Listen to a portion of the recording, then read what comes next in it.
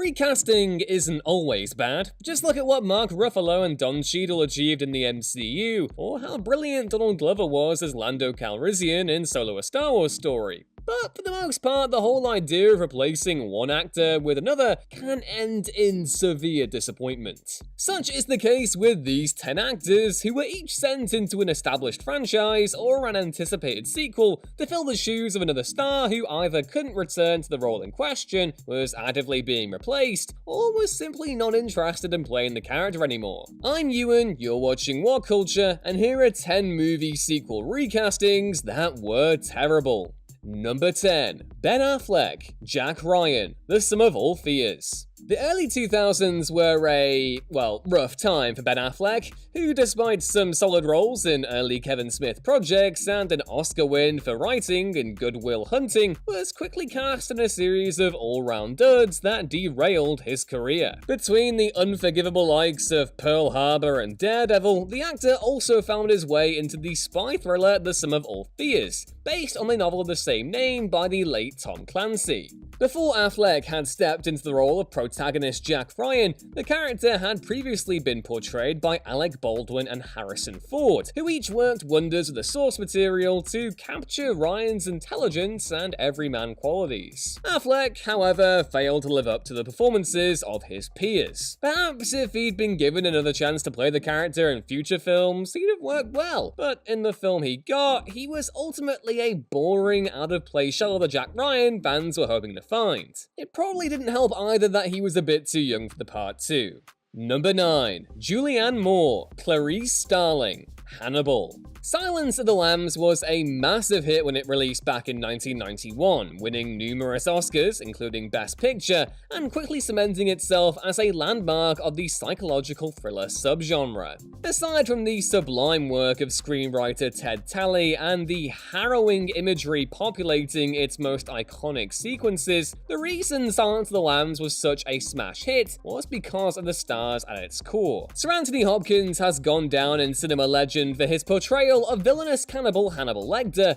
and Jodie Foster's leading turn as FBI Special Agent Clarice Starling is nothing short of a revelation. Unfortunately, when a sequel was announced nearly a decade later, Foster declined to return to her most famous role because, look, if you've read Hannibal, you'll know why. Director Ridley Scott brought in the also great Julianne Moore to replace her. Though on paper this was a great replacement, Moore's version of Starling was far removed from the conflicted whip-smart crime fighter she'd been in Silence. Dark, moody, and grotesque for the sake of being grotesque, Hannibal made Starling a completely different character to the one audiences knew, and though Moore did her level best, she wasn't able to capture the magic Foster breathed into the role. Number 8. George Lazenby, James Bond, On Her Majesty's Secret Service. When Sean Connery briefly left the role of James Bond following 1967's You Only Live Twice, there was a scramble to find a new star to attach to the growing franchise. But instead of casting another A-lister to helm the next film, legendary Bond producer Albert Broccoli opted for Australian model George Lazenby to portray 007 instead. He had no previous acting credits and had been spotted by Broccoli acting in adverts for Cadbury's. The studio made a massive gamble casting the first-time actor in the heavily demanding role, and though there was always a good chance it would pay off, Lazenby just wasn't up to scratch. Lacking the easy charm, coldness, and charisma of his predecessor, Lazenby was surprisingly dull as 007 and struggled to find his own vision for the character. Watching him all these years later, you can't help but notice he's trying to do his best Connery impression, and it just doesn't work. Number 7. Emilia Clarke, Sarah Connor, Terminator Genisys. When Terminator Genisys was released to a critical and commercial panning, Emilia Clarke was actually relieved, claiming that, quote, no one had a good time whilst making it. Helmed by veteran TV director Alan Taylor, the unnecessary sci-fi sequel was made as an attempt to rejuvenate the franchise after the lackluster Terminator Salvation. In order to pull this off, Taylor brought in Clarke, who he'd worked with on Game of Thrones, to fill the shoes of Linda Hamilton's badass lead, Sarah Connor. Though Hamilton did a fantastic job of portraying Connor's development from fish-out-of-water victim of a deadly killing machine to an all-around action hero, Clarke's performance lacks any attempt to recapture the energy she brought to the role. Ultimately a dull and resigned portrayal, Connor is almost unrecognizable compared to the Connor found in the franchise's first 2 installments. Like several people on this list though, Clarke can't be blamed entirely for her shortcomings. The film's writing, incoherent plot, derivative plot twists, and forced fan service ruined it from scene 1, but she also didn't do much to make her casting pay off either.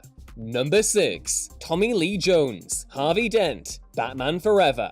Following the success of Tim Burton's Batman and Batman Returns, Warner Bros. Hired director Joel Schumacher to keep the series going with a threequel titled Batman Forever. The only hitch was the casting complications, which started when Michael Keaton dropped out of the title role and was replaced by Val Kilmer, and continued when the studio dropped Billy D. Williams as Harvey Dent and replaced him with Tommy Lee Jones. Williams had appeared in the first of Burton's films as the righteous district attorney, and had stated his interest in reprising the role in a sequel further down the line. Although his performance promised big things to Two-Face, Jones was given the gig because Schumacher wanted to work with him. Look, I love me some Tommy Lee Jones. No one's saying they don't love themselves some Tommy Lee Jones. But he did not bring his A-game to Forever, and is easily the film's weakest element. Billy D. Williams deserved that shot, and thankfully he's been able to take it on since, voicing the character in the Lego Batman movie, and seeing his likeness utilized in DC's Batman '89 comic, written by screenwriter Sam Hamm, and with art from Joe Quinones. Number 5. Stuart Townsend, Lestat, Queen of the Damned.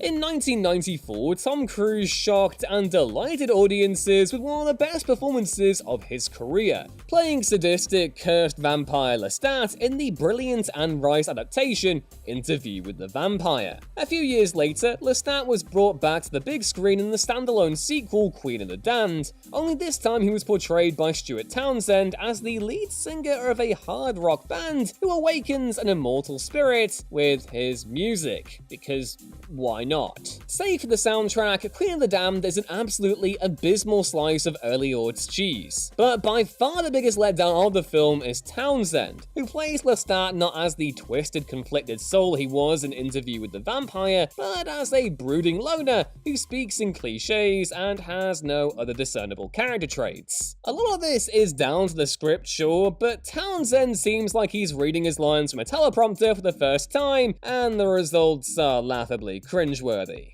Number 4. Maria Bello, Evelyn O'Connell, The Mummy, Tomb of the Dragon Emperor.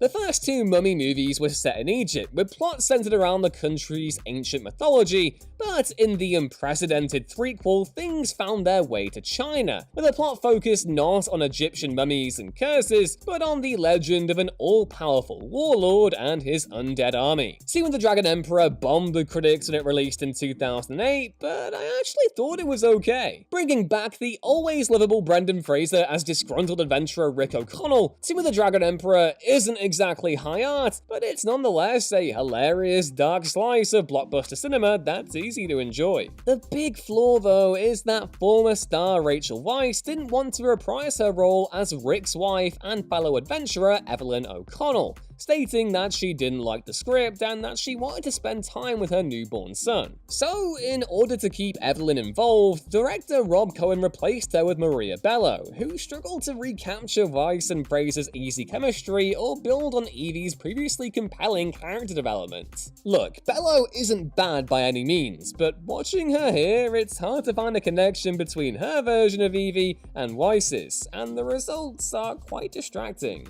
Number 3. Dan Castellaneta, Genie, Aladdin 2, The Return of Jafar. For many, Aladdin's Genie is the definitive Robin Williams performance, a childhood classic which perfectly captures the comic's unrelenting humor, energy, and unique flair for voice work. The first Aladdin is a fantastic film, complete with great musical numbers, characters, and whip-smart humor, but Williams stole the show without struggle, pulling no punches to make Genie as memorable as humanly possible. It was seriously disheartening then when it was announced the actor wouldn't be returning to the role for the film's director direct-to-DVD sequel, The Return of Jafar, due to a massive behind-the-scenes fallout between Williams and Walt Disney Studios. In his place, veteran Simpsons voice actor Dan Castellaneta was brought in to keep Genie involved in the action, and though he tried his hardest, he was still very far from capturing the unique spark of madness Williams brought to the role. Castellaneta is clearly trying to emulate Williams in the film, but he lacks the legend's quick-fire delivery and honestly just ends up sounding like Homer Simpson most of the time. Thankfully, Williams returned to the role in the threequel The King of Thieves, making everything right in the world, at least for a little bit. Number 2. Basically everyone. Home Alone 4, Taking Back the House.